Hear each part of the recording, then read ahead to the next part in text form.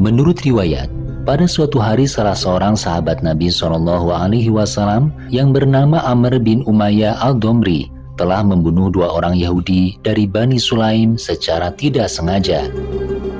Amr membunuh kedua orang tersebut di tengah jalan dan tidak mengerti bahwa kedua orang tersebut adalah dari kaum Yahudi yang saat itu masih terikat perjanjian keamanan dengan Nabi.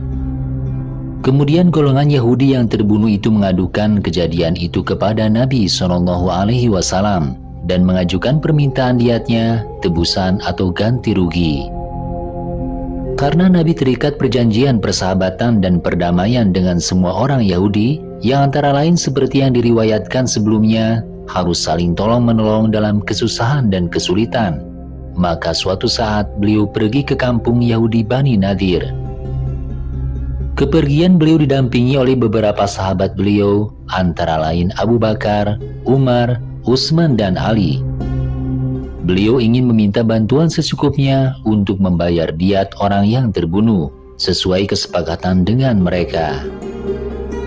Setelah Nabi bertemu dengan beberapa pemimpin Yahudi Bani Nadir dan menyatakan tujuan kedatangan beliau, mereka pun menunjukkan kebaikan dan keramah tamahannya serta menyatakan persetujuannya, seolah-olah mereka bersedia dan senang membantu Nabi.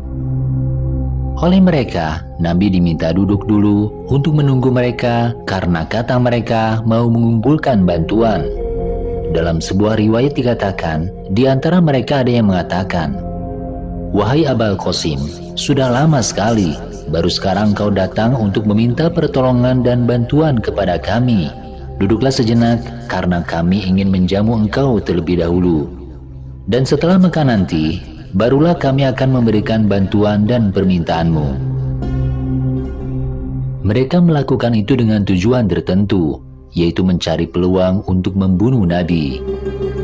Huyai bin Akhtab, seorang pemimpin Yahudi Bani Nadir yang dikenal sangat memusuhi Nabi, saat itu pernah menyuruh sebagian kaumnya untuk mengambil batu besar dan menjatuhkannya dari atas ke arah Nabi SAW yang sedang duduk di tepi tembok rumah mereka.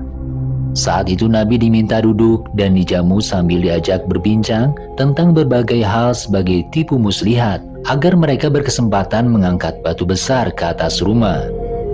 Niat jahat mereka segera diberitahukan oleh Allah kepada Nabi sebelum mereka melakukan niat jahat mereka. Nabi SAW segera turun dan meninggalkan tempat itu tanpa mengucapkan sepatah kata pun kepada mereka, diikuti oleh para sahabat yang menemani beliau, dan beliau kembali ke Madinah, sehingga niat jahat mereka tidak terlaksana atau gagal. Sehubungan dengan peristiwa itu, Allah menurunkan wahyu kepada Nabi SAW.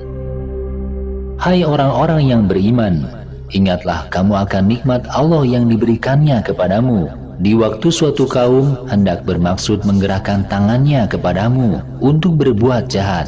Maka Allah menahan tangan mereka dari kamu. Dan bertakwalah kepada Allah, dan hanya kepada Allah sajalah orang-orang mukmin itu harus bertawakal."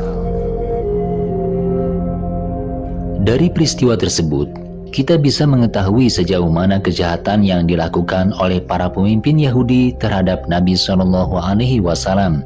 Mereka tidak lagi mengingat perjanjian-perjanjian yang telah dibuat dan telah disepakati dengan Nabi dan kaum muslimin.